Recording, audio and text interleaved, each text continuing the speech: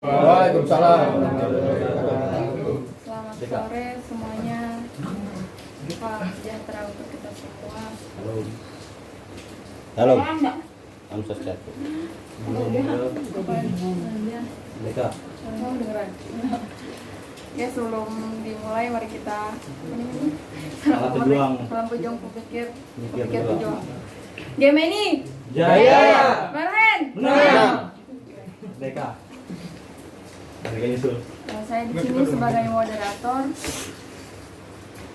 dan di samping saya ada pemateri yang akan menyampaikan tema kajian dari tema mengingat kembali kumpulan pidato BPUPKI dan proses lahirnya Pancasila.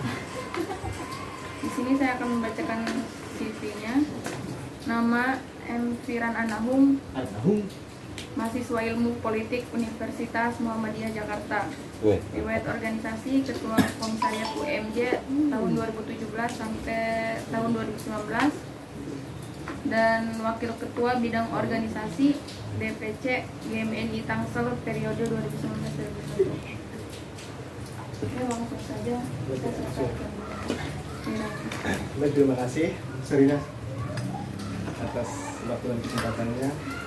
Pertama-tama, marilah kita panjatkan puji syukur kehadirat Tuhan ya, karena berkat rahmat serta hidayahnya kita semua dapat berkumpul di tempat ini dalam keadaan sehat. Sebelum kita memulai pembahasan kita, marilah sama-sama kita berikan semangat perjuangan kita. Merdeka! Merdeka! Merdeka! Gemini? Jaya! Marhen! Menang! Marhen! Menang! Baik, terima kasih. Pertama saya ingin mengucapkan terima kasih kepada Pak Kom. Terima kasih telah beserta teman-teman telah menyediakan diskusi ini. Karena memang biasa GMNI Tangsel dari awal saya masuk GMNI memang dikenal dengan forum-forum diskusi. Itu yang biasa kita sering lakukan masa itu. Agak kemudian kebiasaan diskusi ini sudah mulai berkurang. Artinya dengan diadakan kembali diskusi ini, saya secara pribadi senang karena sudah lama juga jarang sekali berdiskusi, terutama mengenai hal-hal ideologis seperti ini. Pertama, saya harap ketika kita pembahasan sebentar kita sama-sama berdialektika. Artinya saya di sini hanya sebagai pemantik dari diskusi kita, selebihnya nanti kita diskusi saja. Dan saya juga sebagai pemateri belum tentu memahami semua materi-materi tersebut, tetapi di sini kita sebagai mahasiswa kita sama-sama belajar. Nah itu sih. Kembali pada sejarah Pancasila ini, memang ketika kita dulu di zaman masa-masa sebutannya hijau putih abu-abu lah, masa-masa SMA, dulu sejarah Pancasila ini memang karena terlalu lama dikuasai oleh, bukannya kita mau menyalahkan juga, tapi kita hanya merefleksikan kembali sejarah bahwa sejarah ideologi, apalagi mengenai Pancasila memang sudah lama dikotomi atau terjadinya manipulasi sejarah. Masyarakat Indonesia mengalami kelupaan terhadap sejarah Pancasila tersebut, sehingga Pancasila saja bertepatan pada hari ini, Pancasila diakui sebagai hari lahir 1 Juni sebagai hari lahir Pancasila itu baru diakui di 2016 yang lalu. Artinya tidak lama, belum terlalu lama Pancasila diletakkan kepada semestinya kan. Oleh karena itu kembali kepada sejarah perjalanannya, sering terjadi ketika dulu masa-masa SMA kita, saya memulai memahami sejarah Pancasila ini ketika saya berada di bangku kuliah. Ini sudah sering baca buku, diskusi dengan teman-teman GMNI, itu mulai mengetahui sejarah Pancasila secara lurus, artinya bukan benar tapi secara lurus lah, ketimbang masa-masa sebelumnya. Nah, karena apa? Karena memang sejarah tokoh-tokoh bangsa Indonesia memang karena pertentangan politik dan lain sebagainya, hal-hal fundamental bernegara ini dirubah berdasarkan kepentingan politiknya masing-masing. Oleh karena itu, kembali pada sejarah Pancasila, kita kenal Kenapa tanggal 1 Juni itu sebagai hari Pancasila? Karena memang Pancasila awal mula penggagasan Pancasila ini pada sidang BPUPK, yaitu sekitar tanggal 29 Mei sampai tanggal 1 Juni, dan ada beberapa macam tokoh yang berpidato mengenai dasar negara. Tetapi salah satu tokoh yang menggagas dasar negara atau menjawab pertanyaan dari, nah disitu sebelum sidang BPUPK itu sidang untuk membahas dasar negara ketika Indonesia merdeka. Sekian banyak tokoh yang berpidato, tetapi pada tanggal 1 Juni itu pidatonya Bung Karno. Beliau yang menjawab pertanyaan dari ketua sidang, yaitu apa dasarnya negara Indonesia merdeka, dengan ya menjabarkan semua poin-poinnya yang sekarang kita kenal itu Pancasila. Tapi pada tanggal 1 Juni itu poin-poinnya itu memang berbeda. Artinya sila pertama itu bukan seperti yang sekarang kan, ketuhanan yang Maha Esa, tetapi beliau mengawali dengan kebangsaan, terus internasionalisme, terus persatuan, persatuan, demokrasi dan kesejahteraan. Nah, dia kan masih berbeda nih nilai-nilainya kan, tetapi pada tanggal 1 Juni menuju terjadi proses kesatuan, proses perjalanan sampai terbentuknya disahkannya pada tanggal 18 Agustus Pancasila ini sebagai dasar negara. Tetap terjadi kesatuan proses dari tanggal 1 Juni sampai tanggal 1 Juni, tanggal 22 Juni itu ada yang namanya Panitia 9. Nah, Panitia 9 ini membahas lagi nilai-nilai Pancasila yang telah disepakati pidato Bung Karno pada 1 Juni, dibahas kembali di panitia kecil namanya Panitia 9. Membahas Pancasila itu ketuhanan sudah berpindah ke atas. Artinya awalnya di belakang dipindah ke atas, tapi dengan ditambahkan 7 kata, yaitu ketuhanan bagi berdasarkan syariat Islam, apa? Ketuhanan yang menjalankan syariat Islam bagi pemeluk-pemeluknya. Nah, disitu terjadi polemik. Artinya ada beberapa tokoh dari Indonesia Timur yang memprotes terhadap ini. Kok Indonesia ini berdiri hanya mengatur tentang umat Islam saja, sedangkan kami yang di Timur yang berkebangsaan Indonesia yang lain yang bukan umat Islam itu tidak diatur gitu kan. Terjadi perdebatan di situ. Nah, akhirnya Muhammad Hatta sebagai kapasitasnya anggota sidang juga pada saat itu mengkonsolidasi kepada para ulama saat itu, yang dan akhirnya mereka menyepakati bahwa memang Indonesia merdeka ini, kita bangsa Indonesia bukan cuma agama Islam saja, tapi ada Kristen, Hindu, Buddha dan sebagainya kan. Nah, akhirnya mereka menyepakati bahwa ya udah 7 kata dihapus, kita tetap ketuhanan, menggunakan kata ketuhanan. Nah, beralih ke tanggal 18 Agustus, yaitu agendanya cuma 2. Memilih Soekarno dan Hatta sebagai presiden dan wakil presiden. Yang kedua, mensahkan Undang-Undang Dasar 1945, yang dimana Undang-Undang Dasar itu di dalamnya terdapat nilai-nilai Pancasila. Nah, sejarah ini itu sekian lama karena pergantian rezim akhirnya dimanipulasi. Artinya kita tidak mengenal tokoh, artinya generasi kita itu jarang mengenal tokoh siapa sih pencetus Pancasila itu.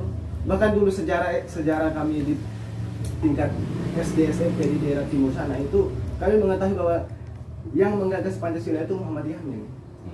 Itu yang kami ketahui di sana. Sejarah ini artinya manipulasi sejarah ini sangat masif dilakukan oleh pemerintah Orde Baru. Padahal pada tahun 1968 kalau nggak salah itu Soeharto ketika itu dia masih memperingati 1 Juni sebagai hari lahirnya Pancasila. Tetapi setelah itu 1970 ke atas itu sudah diganti. Artinya tanggal 1 Juni itu sudah dicap bahwa itu Pancasilanya kaum nasionalis, Marhenis. Tanggal 18 Agustus itu karena namanya Piagam Jakarta, Charter itu Pancasilanya kaum Islamis. Nah, Orde Baru berhenti di tanggal 18 Agustus sebagai hari lahirnya Pancasila. Nah, sebagai gantinya apa? Menetapkan tanggal 1 Oktober kalau nggak salah ya, itu sebagai Hari Kesaktian Pancasila. Sebagai gantinya itu diubah itu. Nah, sementara sebelumnya itu Hatta dia mengirim surat kepada anaknya Soekarno yang pertama. Dia menjelaskan juga mengenai pidato 1 Juni Bung Karno bahwa satu-satunya tokoh yang membahas Pancasila itu Bung Karno. Memberikan suatu wasiat itu ketika pada saat itu memang Presiden Bung Karno sudah diganti oleh Presiden Soeharto. Nah, artinya apa memang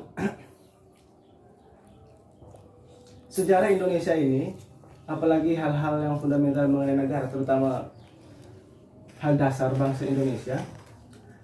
Kenapa Pancasila ini lahir? Kenapa pidato itu kan hanya sebagai pidato kan, pencetusan nilai-nilai Pancasila. Kenapa itu menjadi dasar dari lahirnya Pancasila? Nah, karena apa? Karena pidato Bung Karno itu disepakati oleh forum. Artinya ketika Bung Karno berpidato, ketua sidang ini dia mempertanyakan kepada forum, apakah pidato Soekarno ini dapat diterima oleh peserta sidang?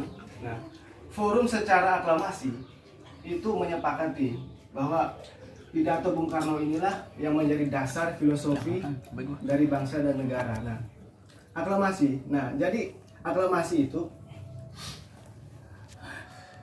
orang yang misalkan begini, apa ya loginya gimana biar mudah ya.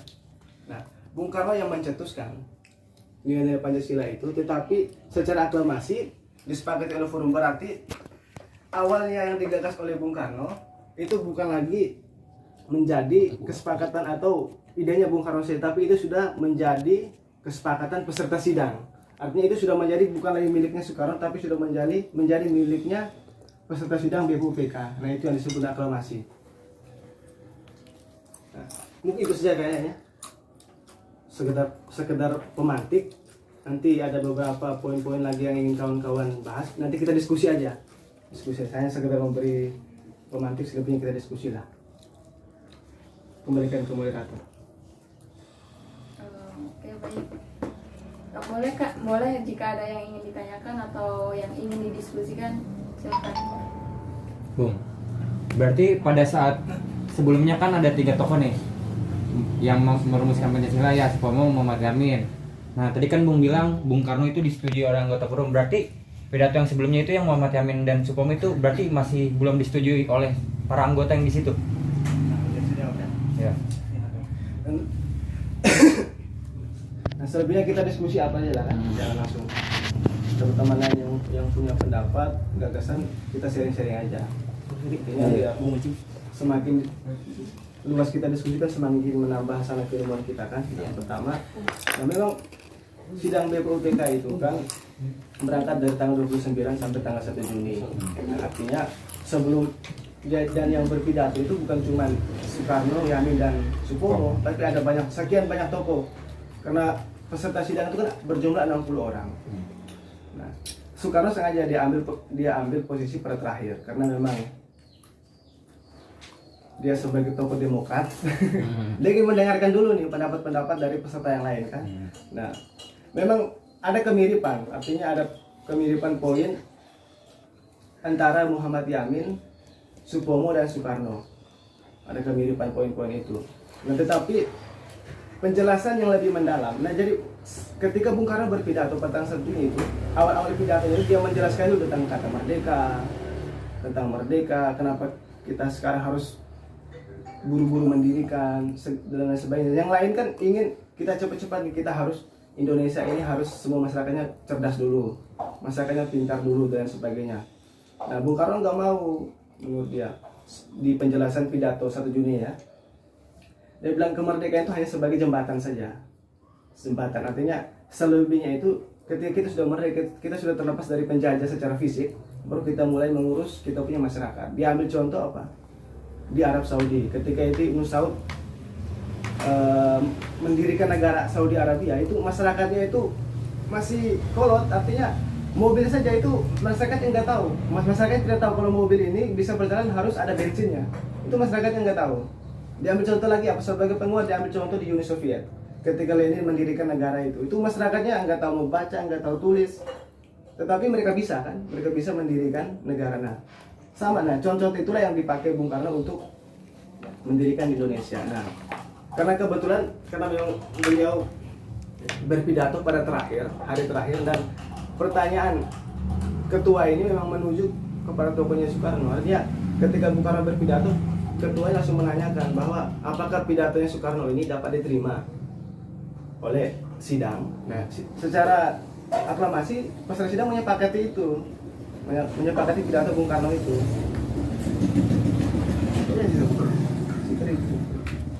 Dan di pidato BPUPK itu kan memang terjadi dua pemikiran yang timbul di situ. Artinya bukan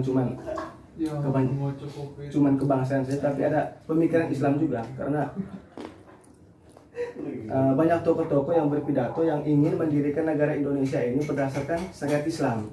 Nah, itu dua pemikiran ini yang timbul. Nah, makanya ketika tanggal 22 Juni itu panitia 9 itu. Nah, sebelum ke panitia 9 itu ada masa sebutannya? Masa reses ya, masa libur gitu. Nah, itu dibuat panitia 9. Artinya Bung Karno itu dia menganggap bahwa itu kurang seimbang karena ada 6 orang yang mewakili golongan kebangsaan, tapi cuma 2 orang yang mewakili golongan Islam.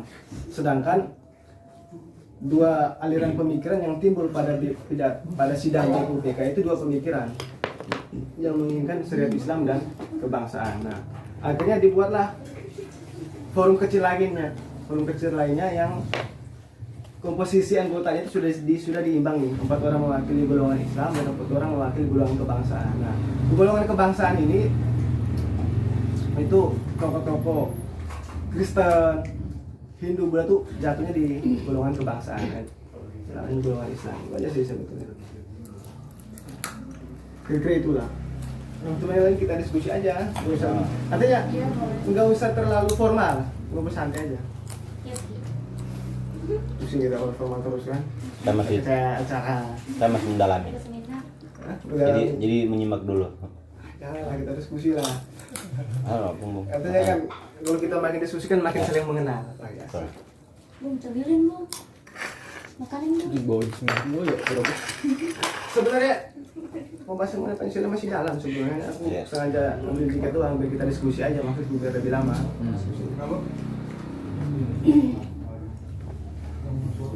Bung, gimana? Pancasila ini kan lahirnya 1 Juli. Padahal Soekarno ini menggali Pancasila ini nggak pada saat ini, jauh sebelum itu, mungkin 22 tahun yang lalu. Contohnya karyanya Soekarno, Istilah Soekarno di tahun 1933 menuju Indonesia merdeka, dari situ Soekarno udah mewacanakan. Berarti sebenarnya Pancasila ini digali udah lama banget, bukan pendadakan 1 Juni dia pidato terus tiba-tiba kepikiran dasar negaranya Pancasila ini, bukan berarti begitu.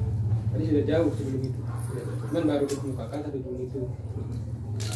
Nah, makanya memang itu sebutannya Weltan Saung. Nah, Weltan Saung ya, nah, sebagai filosofi lah dari negara. Nah, beliau mengutip itu juga ketika dia mengkritisi tokoh-tokoh lain. Dia mengutip, dia membahas mengenai negara-negara Jermania, Saudi Arabia, Uni Soviet. Mereka merdeka, mereka mendirikan negara dengan waktu yang singkat, tetapi dasar pemikiran Weltan Saungnya sudah ada puluhan tahun sebelumnya, sudah memikirkan, sudah mulai menggagaskan itu, termasuk Hitler juga.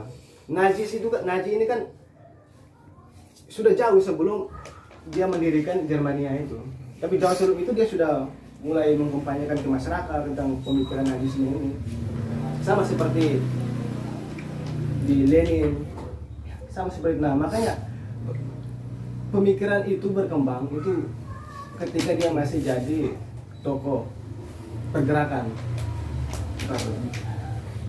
kemerdekaan Indonesia. Dia sudah mulai memikirkan tentang nilai-nilai Pancasila yang menjadi pidato Pancasilanya itu. Nilai-nilai itu sudah jauh sebelumnya memang sudah dipikirkan sama dia. Makanya setelah itu ada satu buku kecil, buku kalau nggak salah lahirnya Pancasila, itu buku itu kan ada pengantar dari ketua BPUPK. regimen itu Diningrat kalau nggak salah.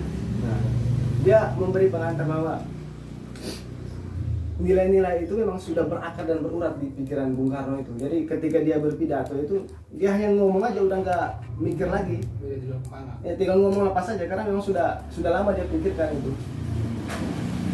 Sudah bertujuannya. Nah, sebenarnya itu di situ dia menawarkan 3, bukan cuma 5 kan. Pertama dia menawarkan 5, terus dia menawarkan 3, terus dia menawarkan 1. Gotong royong, sosionasionalisme, sosiodemokrasi, ketuhanan. Tetapi yang dipilih oleh peserta sidang yang 5 sila itu. Nah yang 3 sila itu yang dipakai oleh GMI Ya. sebagai asas perjuangan. Nah, tapi dari ketiga itu banyak orang yang menafsirkan itu dari 5, 3 dan 1 itu intinya sebenarnya itu sama aja, hanya di Rumus. dipadatkan lagi oleh Soekarno. Itu aja sih. Nah sebenarnya Pancasila ini kan dia kan sebagai dasar negara yang kalau udah punya dasar filosofinya itu diambil dari ada penjelasan dari Dr. dari Universitas Gajah Mada itu bahwa filosofi Pancasila itu diambil dari teori Grunoran Hankelsen, filsafat hukum murni. Jadi teori Grunoran itu dasar filosofinya itu dia bersifat tetap. Jadi dia tidak bisa berubah. Hanya dia punya semangatnya itu mengikuti perkembangan zaman. Semangat. Tapi dasar filosofinya bersifat tetap. Nah makanya ada seperti orang mengatakan bahwa Pancasila itu lahir tanggal 18 Agustus. Nah, secara tidak langsung mereka menganggap bahwa Pancasila itu ada dalam Undang-Undang Dasar 1945 kan? Nah, padahal karena pembukaan Undang-Undang Dasar 1945 di alinea keempat itu kan ada nilai-nilai Pancasila kan? Ketuhanan dan lain sebagainya. Sebenarnya tanggal sidang tanggal 18 Agustus tidak ada pembahasan tentang Pancasila, perubahan tidak ada, hanya untuk memilih presiden dan wakil presiden dan menetapkan Undang-Undang Dasar 1945. Itu aja sih. Dan terjadi perdebatan yang luar biasa emang itu. Dan sekarang udah kembali disahkan dari 1 Juni. Itu pembedakan sejarahnya masih ada untuk contohnya di SD, SMP juga sama. Itu yang lebih mirip Pancasila ini mau diambil bukan Soekarno. Betul. Tahu sekarang ada tentang begini. Kalau sekarang Ada pembedakan sejarah. ya betul. Nah makanya itu kan memang selama 32 tahun kan luar biasa waktu ya kan. Artinya masyarakat yang dibuat menjadi amnesia terhadap sejarah kan. Ya, kita mengalami kelupaan karena terlalu lama berkuasa dan gitu. Kita di SD kita mengetahui Soekarno itu hanya sebagai tokoh, Soekarno dan Muhammad Hatta sebagai proklamator kan bahasa. Sebenarnya kita nggak tahu lagi. Sekarang masih belum dirubah. Sekarang belum dirubah ya SD. Saya nggak tahu lagi karena udah menyentuh, udah nggak menyentuh lagi ke buku-buku SD. Jadi udah nggak tahu lagi saya. Kalau dulu kita kayak gitu. Nah, terus citra Bung Karno setelah itu citra Bung Karno di masyarakat itu apa? Citra Bung Karno di masyarakat sebagai tokoh komunis, Iya. membantu PKI berkudeta terhadap bangsa dan negara, dan pada saat itu dia sendiri yang menjadi presidennya, ya kan, lucu kan? Ya, pola kudeta ini di sejarah dunia nggak ada, cuma di Indonesia yang ada. Presiden mengkudeta dirinya sendiri. Presiden mengkudeta dirinya sendiri, itu lucu kan? Keren. Itu paling unik di dunia itu sejarah itu. Andalan.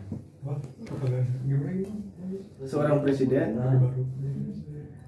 yang presidennya dia sendiri pimpin, tetapi dia diduga mengkudeta Dia sendiri. dirinya sendiri, kan lucu kan? Nah, tapi setelah itu citra Bung Karno di masyarakat udah komunis, makanya itu disebut sebagai politik desoekarnisasi. Jadi penggulian Presiden Soekarno, ajarannya dibantai habis, bagi pengikutnya dibantai habis. Sampai sekarang itu, nah, makanya kita ketika mendengar PKI aja, wah gila.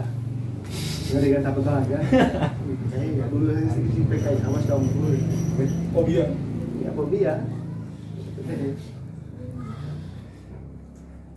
Itu luar biasa doktrinnya. sekarang masih. Sampai sekarang, iya sampai sekarang masih tertanam. Karena memang sesuai memang dengan perkembangan zaman memang hal-hal yang ideologis itu memang sudah tidak populer lagi di kalangan pemuda, ya kan? Itu sudah merupakan hal-hal ideologis. Pertama, apalagi memikirkan tentang bangsa dan negara. Jarang itu udah nggak ada. Sekarang banyak game, Iya gila. TikTok, Anak milenial. ngapain mikir bangsa dan negara, kita makan aja susah kan kayak gitu kan biasanya. Iya. Tidak susah baru mulai Susah mikir bangsa dan negara, ngapain gitu kan? Mending tidur, mending main game, mending jalan-jalan kayak gitu. Tetapi mantap lah, kita masih ada forum-forum diskusi kayak gini kan, artinya perlu dibudayakan terus. Artinya budaya-budaya semacam ini perlu dikembang luaskan lah, biar tidak terus berdialektik sambil ngopi dan merokok. Kalau menurut Bung, dalam penerapan Pancasila saat ini tuh masih sama seperti dulu apa ada perubahan, Bung? Untuk penerapan Pancasila Iya. kan setiap zaman kan berbeda cara penerapannya. Di zaman Bung Karno itu penerapan Pancasilanya memang itu kan memang banyak tokoh yang menerima. Artinya di zaman beliau itu masyarakatnya belum terlalu paham tentang baca dan tulis. Artinya proses pembelajaran dulu. Jadi belum artinya memang membumi yang enggak juga di zaman dulu. Kan di kalangan tokoh tertentu saja kan. Masuk ke zaman berikutnya itu lumayan tersampaikan Pancasila ini, tetapi sudah terjadi distorsi dan manipulasi. Memang Pancasila semua itu dipaksakan untuk berasaskan Pancasila, mau partai politik, organisasi dan sebagainya harus berasas tunggal kan di zaman Orde Baru itu. Nah, beralih sekarang proses penerapannya ini beda lagi, lebih modern. Mungkin itu ya. Lebih modern, bagus banget. Tapi misalkan MPR ini kan dia kan lembaga yang sekarang yang ditugasi untuk mengkampanyekan Pancasila kan. Iya. Ya, lebih modern. Kenapa sudah lebih modern? Karena proses membumikan tema besar yang membumikan Pancasila. Tapi proses pembumian ini hanya sampai pada ranah akademisi, ya kan, di hotel, kampus dan sebagainya. Tapi tidak menyentuh ke grassroots paling bawah, artinya ke masyarakat luas tuh nggak menyentuh pengkampanyean Pancasila ini. Saya pernah di kampung ngomong sama orang, dia sampai ngomong kayak gini, Pancasila itu buat kalian, buat kami kan nggak tahu Pancasila itu. Kan lucu kan? Iya. Karena memang proses pembumian tidak nyampe ke bawah, tidak nyampe ke masyarakat, hanya sampai berhenti pada kalangan akademis. Itu pun nggak semua, ya kan? Hanya beberapa doang. Itu adanya memang kita masih proses lah untuk Pancasila ini benar-benar membumi sampai ke masyarakat. Dan kalau bisa, sebenarnya ini bukan cuma tugas negara saja, tapi kita semua kan, karena Pancasila ini sebagai bintang penuntun. Tapi Bung, mohon maaf Bung, saya nanya sedikit untuk pendapat Bung. Kan soal Pancasila 1 Juni Bung ya, itu yang Pancasila 1 Juni yang kelima, itu ketuhanan yang Maha Esa. Tapi maksud daripada Soekarno itu memberikan ketuhanan yang Maha Esa itu ada nomor kelima, dengan maksud apa ya Bung ya? Apakah dengan maksud mengesampingkan agama itu sendiri apa bagaimana Bung? Mengesampingkan agama. Iya. Sebenarnya itu pernah argumen seperti ini pernah dilontarkan oleh Habib Rizik, dan itu bahasa kasar, bahasanya Bung Karno tidak menghormati Pancasila karena dia menaruh sila ketuhanan di pantat. Bahas itu kan dulu sempat heboh itu, kan dilapor sama Mbak Sukma ya kalau nggak salah ya. Iya, Sukma ya, laporkan. Sebenarnya itu. Nah, sebenarnya enggak juga, karena aku lupa di Quran surah apa itu. Mengawali dan mengakhiri itu loh. Ketuhanan itu. Jadi dia tuh mau di depan nanti bang nggak masalah. Nggak masalah ya. Ya, ketuhanan itu. Cuma terkadang kan ada aja Bung orang yang menganalogikan bahwasannya Wal awali wal akhiru. Nggak tahu juga ayatnya. berarti sama aja lah ya. Sama Nggak ada problem daripada Pancasila kelima itu soal ketuhanan yang Maha Esa. Tapi kalau untuk soal ketuhanan yang Maha Esa, Bung, saya pernah nonton sebuah kajian. Ketuhanan yang Maha Esa adalah itu esa dalam arti dalam ketuhanan itu adalah esa yang berunsur zat. Esa yang berunsur zat. Nah, terkadang orang juga mengandalkan, Bung, ada beberapa teman saya kalau misalnya saya ajak ke diskusi di luar ranah game ini, zat yang dimaksud daripada mereka itu adalah zat. Kadang-kadang mereka berpikir secara logika falasi, Bung, ya. Zat gas atau zat padat. Jadi mereka seakan-akan melogikan bahwasannya ya Tuhan yang disembah dalam Pancasila adalah Tuhan-Tuhan yang seperti itu. Maksudnya daripada Pancasila pertama itu ketuhanan yang Maha Esa, yang dimaksud zat itu seperti apa ya, Bung? Maksudnya jadi maunya mereka tuh harus Tuhannya. Nah Tuhan ini kan dia menjadi, artinya ini kan dasarnya bangsa dan negara, ya kan? Dasarnya bangsa dan negara, dan artinya bahwa Indonesia ini negara yang bertuhan, yang percaya akan adanya Zat Tuhan, ya kan? Nah, jadi bukan negara Islam, bukan negara Kristen, bukan negara Hindu, bukan negara Buddha, bukan negara Konghucu dan lain-lainnya, tetapi negara bertuhan. Tuhannya siapa ya? Tuhan semua umat yang ada di dalam Indonesia ini.